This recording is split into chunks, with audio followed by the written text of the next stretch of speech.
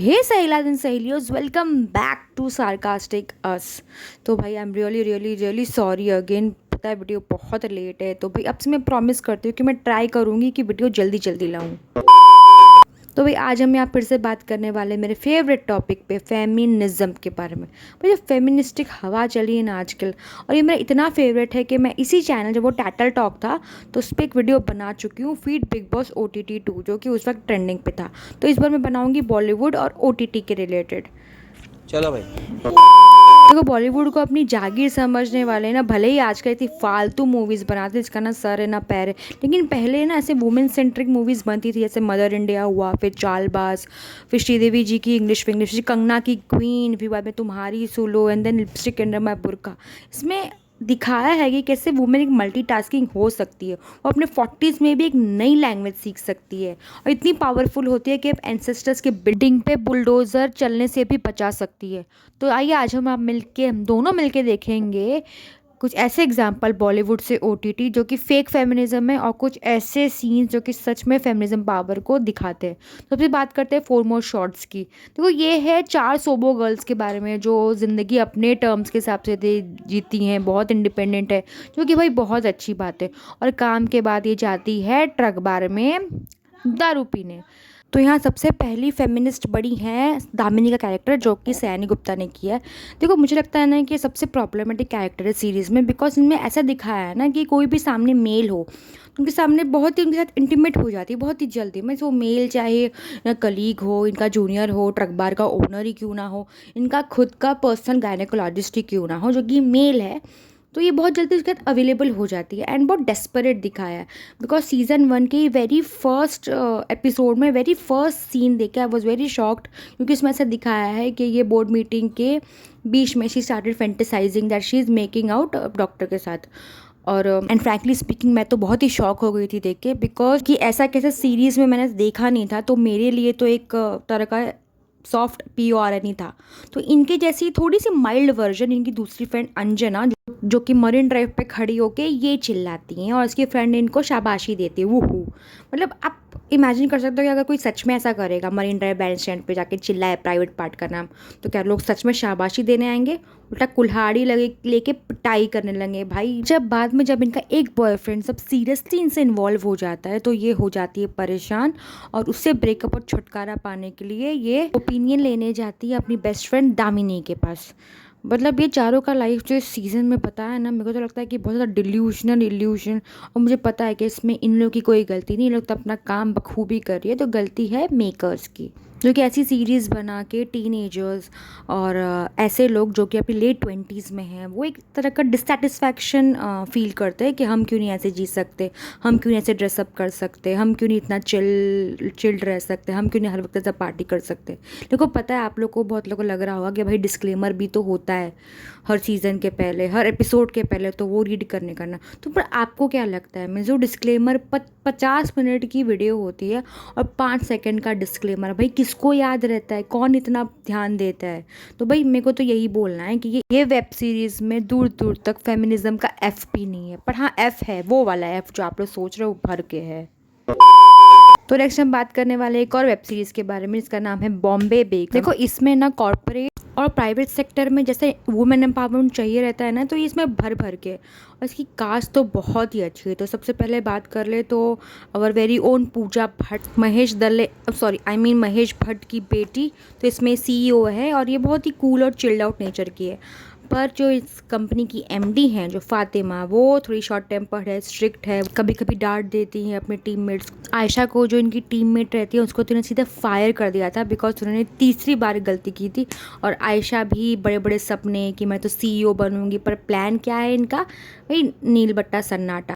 तो ये web series में ना बखूबी दिखाया गया है जो मेल सबॉर्डिनेट्स है, जो रानी और फातिमा के नीचे काम करते हैं, अंडर काम करते हैं, ये हमेशा इस ताक में लगे रहते हैं कि ये लोग कभी सक्सेसफुल ना हो, इनकी डील सब फेल हो, फिर इनके पोस्ट पे ये लोग बैठ के राज करें। पर भाई साहब, जिस तरह से ये दोनों मिल के चीज़ें हैंडल करती हैं, जैसे चाहे बैंक के लिए मीटिंग करना, कोई डील्स करना, मीन्स कभी कभी होता है दोनों की सोच में कॉन्फ्लिक्ट होता है, बट इनको साथ में देख के स्क्रीन पर ना एक विमेन एम्पावरमेंट का बहुत पॉजिटिव वाइब आता है। देखो, main reason to talk about Bombay Begums is to talk about sexual harassment at work places.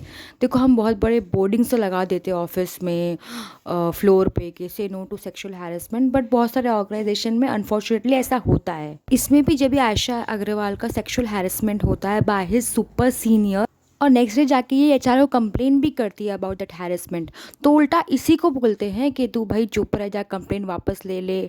उस बंदे की फैमिली है और इस बेचारी की फैमिली का क्या भाई, वो तो इंदौर में है तो क्या ही फ़र्क पड़ता है। और चुप रहने की कीमत इसको क्या मिलती है पता है? उसी बंदे की टीम में उसके अंडर काम करना। हमारे यहाँ ऐसा ही होता है। बाद में तो सीनियर को पनिशमेंट मिलती है, और कैसे वो आपको वेब सीरीज़ देखनी होगी, नेटफ्लिक्स पे अवेलेबल है Bombay Begums, and it's a must watch. और अगर आप कॉर्पोरेट और प्राइवेट सेक्टर में काम करते हो तब तो आपको ज़रूर देखनी चाहिए, वेरी मोटिवेटिंग। इस सीरीज़ में कुछ कमियां भी हैं, जैसे कि फातिमा बाद में चल के चीट करती है अपने हस्बैंड को, एंड रानी भी बाद में चल के किसी और के साथ रिलेशनशिप में रहती है। फिर पता चलता है कि नहीं उसके हस्बैंड को उस रिलेशन के बारे में पता है, because they are in their open marriage और समथिंग, ऐसा कुछ रहता है। तो चलो आप फटाफट कुछ एग्जांपल्स देख लेते हैं अपने वेरी ओन बॉलीवुड की तरफ से। तो सबसे पहले हम बात करने वाले हैं लिपस्टिक अंडर माय बुर्का। देखो, बहुत लोग ने इस फिल्म का नाम सुना भी नहीं होगा, और बहुत लोग अगर सुना भी होगा तो उनको तो ये रहेगा कि ये फिल्म तो बैन है, तो ये कैसे इंस्पायर करेगी। तो इस फिल्म में जो इंस्पायर करने सबसे ज़्यादा लायक है वो है रत्ना पाठक शाह और कोंगना सेन शर्मा। रत्ना पाठक शाह जो मोहल्ले की बुआ जी हैं भोपाल, और जिस मंजिला में वो रहती है वो मंजिला बहुत पुरानी, मतलब 1902 की है। तो बिल्डर्स की तो हमेशा नज़र रहती है कि इसको तोड़ के मॉल बनाया जाए, लेकिन बुआ जी अडीग हैं, उनको बहुत ही अपने पुरखों का ख्याल है और अपने टेनेंट्स का भी बहुत ध्यान है, तो वो बिल्डिंग नहीं टूटने देती।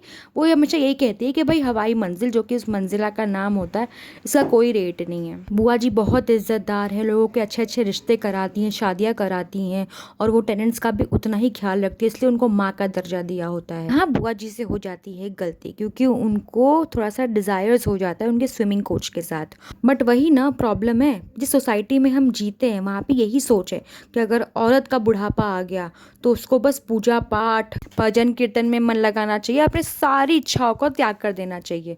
जब बुआ की ये सारी चीज़ें सामने आती है तो इसके किराएदार जो इसके घर बुआ जी के घर में रह रहे हैं, ये इसको बुरा भला बोलने लगते हैं कि बुढ़ापे में जवानी चढ़ रही है, शर्म नहीं आती, यही सब। अरे भाई, वो बुआ जी का घर है, तुम किराएदार हो, बुआ जी किराएदार नहीं है, तुम मकान मालिक नहीं हो रहे, इतनी बुरी है तो निकल जाओ। जो कि सेकंड स्ट्रॉन्ग कैरेक्टर है ना वो शिरीन असलन का, जो कि कोंगना सेन शर्मा है। देखो, इनके ना तीन बच्चे, एक डोमिनेटिंग नल्ला बेरोजगार हस्बैंड। देखो, हस्बैंड की बेरोजगारी से अनजान, फिर भी ये छुप छुप के जॉब करती हैं, घर चलाती है, बच्चों का भी ख्याल रखती हैं, उनको स्कूल से ले आना ले जाना, और ये अपने जॉब पे भी नंबर 1 होती है, नंबर 1 सेल्स गर्ल होती हैं। इनको प्रमोशन भी मिलता है, पर इनके हस्बैंड की सोच होती है ना भाई, बीवी घर संभालने के लिए और भैया रात को उनकी ज़रूरतें पूरी करने के लिए होती हैं।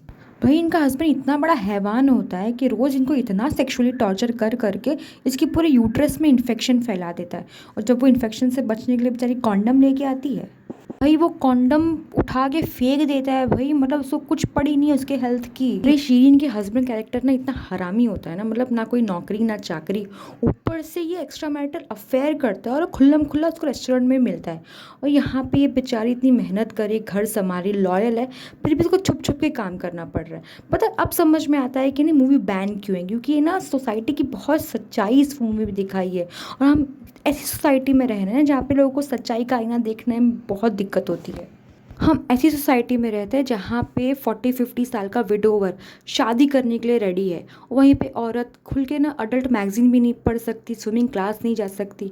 भाई लोग, वीडियो बहुत लंबी हो रही है, तो अगर आपको ऐसे और एग्जांपल्स चाहिए, मतलब इस वीडियो का पार्ट 2, तो प्लीज़ इस वीडियो को लाइक करिए, प्लीज़ इसको शेयर करो, और प्लीज़ गाइस चैनल को सब्सक्राइब करो यार। तब तक मैं आपको मिलती हूँ नेक्स्ट वीडियो में, तब तक bye, take care, love you all.